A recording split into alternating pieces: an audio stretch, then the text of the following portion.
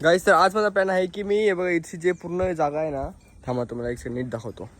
गाईस बघा ही सगळी जागा आहे ना, ही वाली इथची पूर्ण ही सगळी झाडं वगैरे काढतो आणि इथची नेट लावतो. नेट म्हणजे ही बघा ही ग्रीन बिल नेट आहे ना ती लावतो.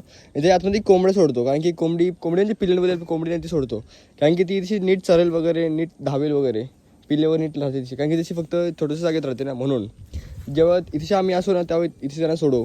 तेच करतो, साफसफाई सगळी करू आणि मग नेटवर लावू इथे. गाईस बघा मी आणि बाबांनी एवढं क्लीन केलं आहे. आता आम्ही काटे घेऊ, अशा सर्कलमध्ये काटे लावू आणि काटे लावू त्या आतमध्ये कोंबडी सोडू. एवढं गवत ठीक आहे, हा गवत आहे ना एवढं हा ठीक आहे, एवढं चालून जाईल. गाईस आज आपलं खूप काम आहे ते बघा. हे आता आम्ही बांबूवर लावली दिवशी ते सगळं साफसफाई केली, बांबू लावलं आणि आपल्याला हा जो कोंबडीचा पिंजरा आहे ना, पिंजरा खालच्या कोंबड्यांचा तो पण आपल्याला साफ करायचा आहे, कारण की त्यात खूप शिटा वगैरे झाल्यात, म्हणून साफ करायचा आपल्याला तो.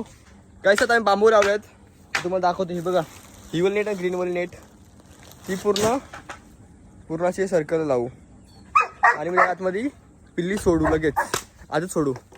लय ऊन लागतं, खूप गरम आहे.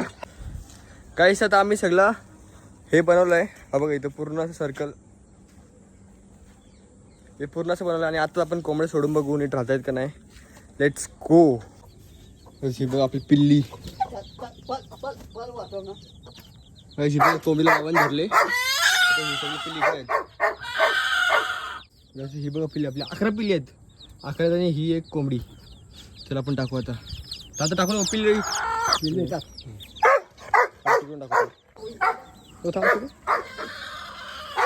ही बघा अशी जाते सगळी, उतराय.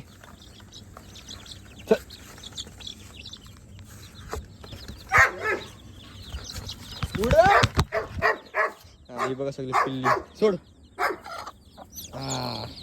जशी ही बघा कशी पिल्ली आणि कोंबडी फिरते इकडं. कोंबडी थोडीशी घाबरली, आणखी नवीन जागा आहे ना म्हणून.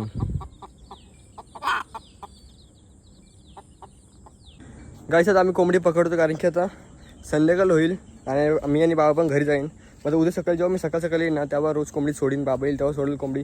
जेव्हा बाबा आणि मी घरी जाईन तेव्हा कोंबडी टाळून ठेवू, कारण की मग कसली पिल्ली काय व्हायची भीतीच नाही ना. सॉर्टेड. गाईस बघा आता कोंबडी डालली मस्तपैकी, हे बघा सगळे पीठ डाललेत. हा बघा इथे एंड करतो, जाम दमलो, जाम काम केलं. आता आपण भेटूया उद्याच्या लोकांनी. बाय.